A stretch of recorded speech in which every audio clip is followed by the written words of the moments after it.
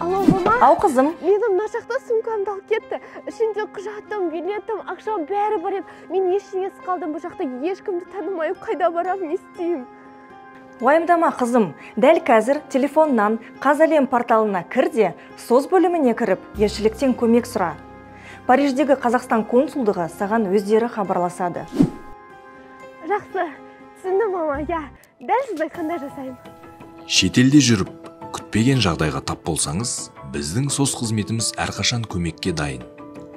Ол үшін Қазалем.kz интернет сервисіндегі SOS батырмасын басасыз.